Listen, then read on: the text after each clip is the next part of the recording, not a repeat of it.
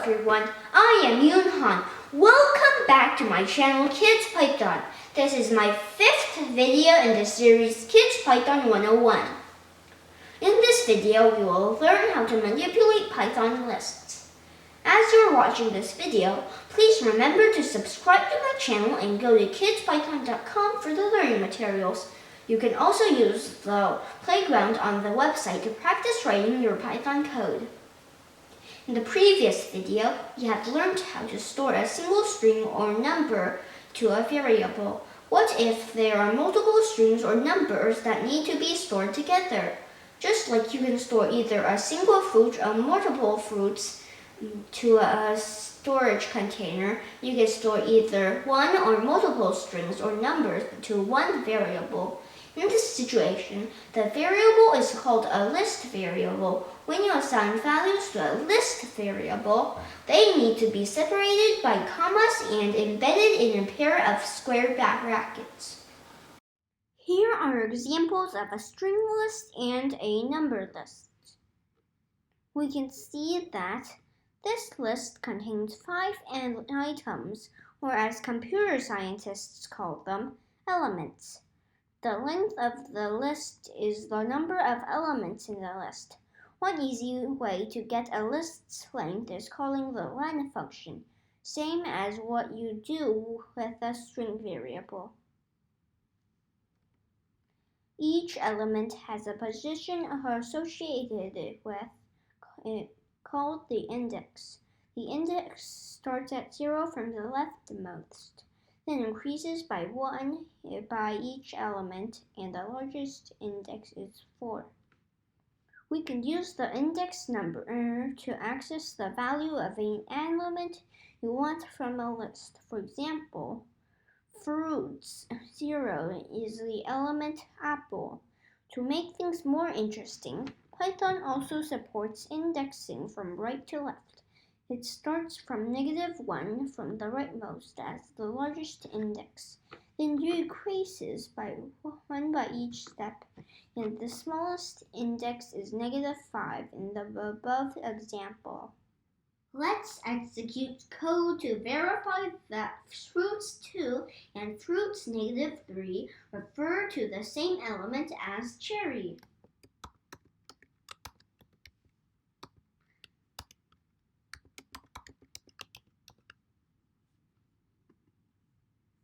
It prints the length of the fruits list as 5, since there are 5 elements in the list.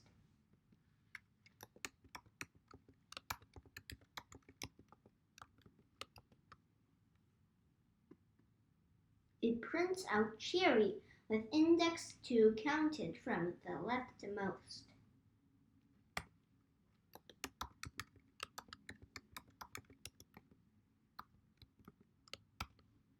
This also prints out cherry with index -3 counted from the rightmost.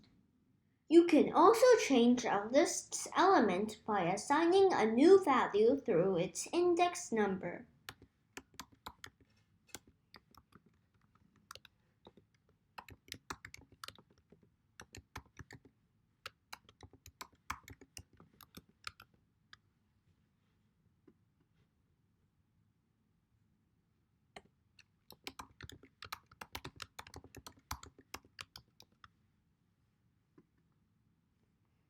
Changing an element's value does not change the length of a list, as there are the same number of elements.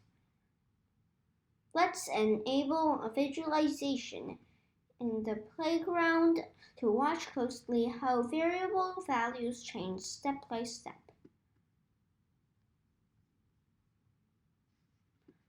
When line 2 is executed, the third element with the index number as 2 is changed to orange, and the length of the list is still 5, not changed. If you want to add new elements to a list, you can call the append function with the list variable.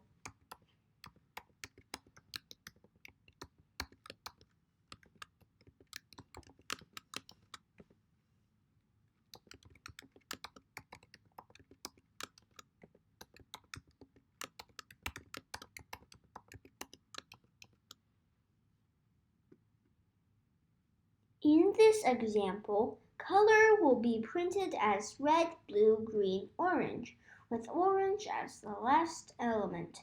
Adding a new element to the list also increases its length by 1, so the last line will print out 4 instead of 3. Lists also support operations like concatenation, which is just a fancy way for saying addition that can be done by using the addition operator.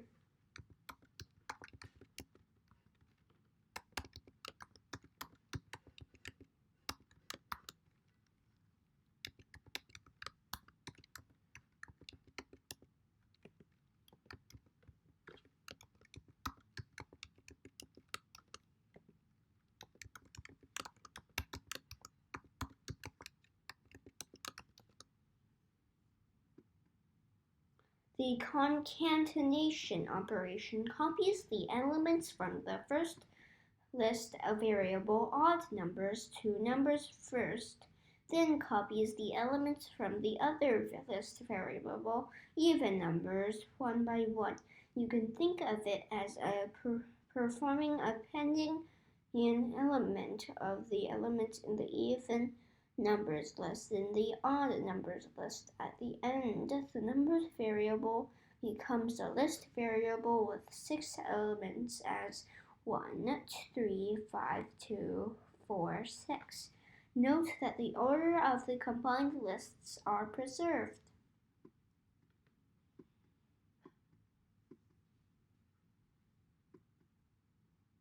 Similarly, as strings, lists support multiplication operation as well. That can be done by using the multiplication operator. The multiplication operation adds multiple copies of the same list. Try to run below code, see what happens.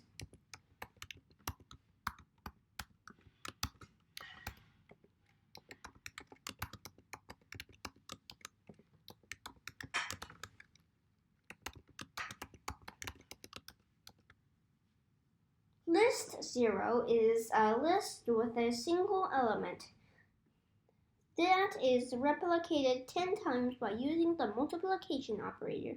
The result is assigned to a list variable named scores that contains 10 zeros. The code can be used to set initial values for items that have the same value. You can use multiplication operation to replicate a list with multiple elements. Try to execute below code, see what happens.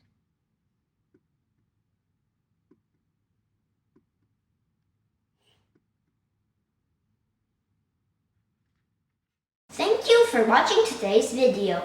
I hope you enjoyed it and learned a little about how lists work in Python. I will see you in the next video. Don't forget to subscribe and hit the notification bell so you'll know when I post.